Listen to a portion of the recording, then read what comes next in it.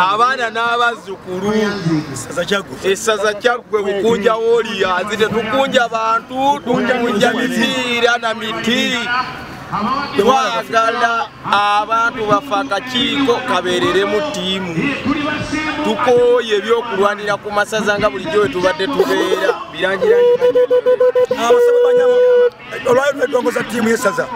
yasamanaga dafiti kiwegolo 2-0 nete kimala kiri kizia kitwagala nti twagala amasomero agali mu mukono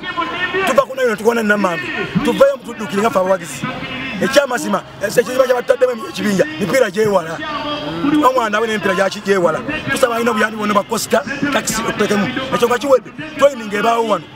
owananansi owa watermelon rate abakungu muli eyo mutudde bakasala mutudde munonya obululu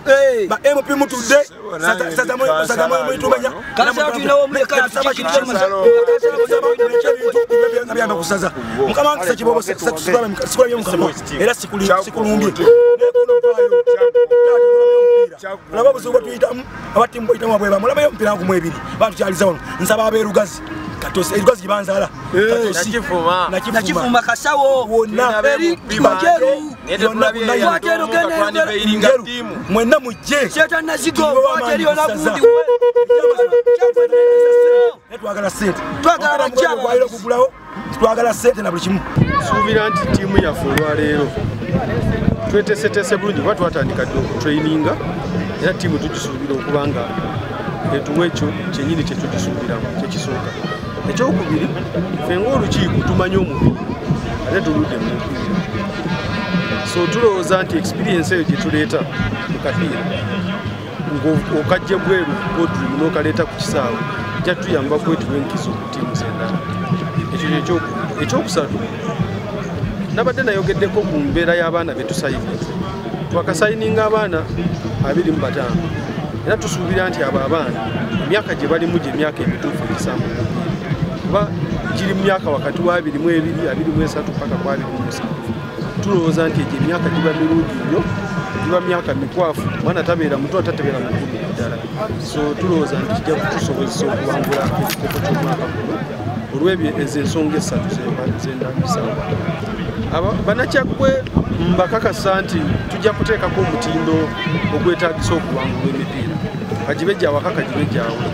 naye ate mbasaba bajje batuwagire tubeere ffenna nga tuli ttiimu kuba oluusi batusaba ebintu ebyo bye batusabye ng'ate twetaaga bo babeere 12 man ng'ate tebaliwo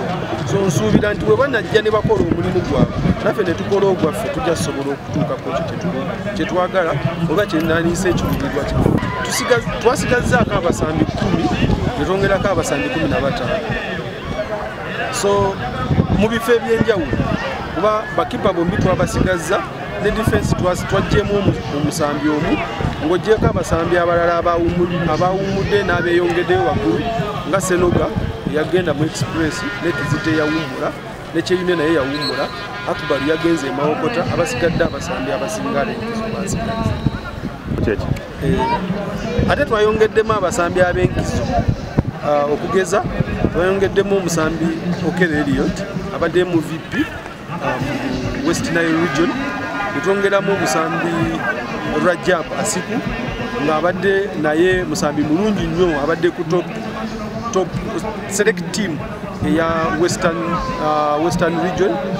ng'asambira mu Koboko Rising Stars West Nile Region ng'asambira mu Koboko Rising Stars netwongeramu n'abasambi abalala ab'enkizo betulowooza nti mu matiimu ge tubajjeemu era tuleseeyo eddibuso ffe tuba tustrengtheninze nga bwe tuba weekendinze okusookera ddala kusooka okwebaza Ssaabasajja eyasiimye enaggulawo emipiira gy'amasasa olunaku lw'eggulo nga kyaggwe tuli mu kweteekateeka olunaku olwaleero tuli mu kugezesa ttiimu yaffe naye tulabula amatiimu amalala bwe tuli mu bibinja bano babusujju bonale bokalwanga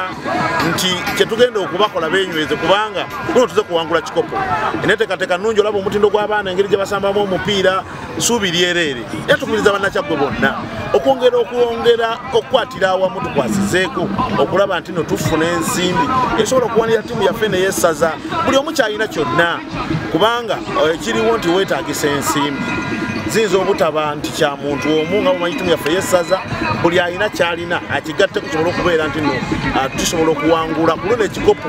kyaffe kyakyaggwe okusinza ku mutindo gwe tulina ku sizoni eno. Wagadafi gutegeeza kyamaanyi nnyo ttiimu ya Kyaggwe n'abawagizi ba Kyaggwe. Twalowooza nti wetufuna friendly eno ennaku ejja tuwa ekifaananyi kituufu ttiimu yaffe okusinziira ku bigendererwa twasetinga omwaka guno nga twagala kusamba fayino era tuwangule ya Buganda. Kitegeeza nti okusamba ttiimu eri mu Super League twalowooza nti esinga amasaza gonna agali mu Uganda era kyova twasabye geemu tulina omukisa intervene tukyaguliirinze tusaba Mukama atuwa obuwanguzi obwo kyongere motivation ku baana. Ensonga endala twalowooza tusamba ttiimu eno result yonna egivuddemu tajja kudemoralizinga basaana olw'ensonga nti nebanga negative result eri negative abasambi basobola okutegeera nti eno ttiimu ebasingako okwesamba muto bwe tugiwangula era sitube yongera motivation kubanga kitegeeza nti balina amaanyi basobola okuwangula ttiimu esamba mu Premier League.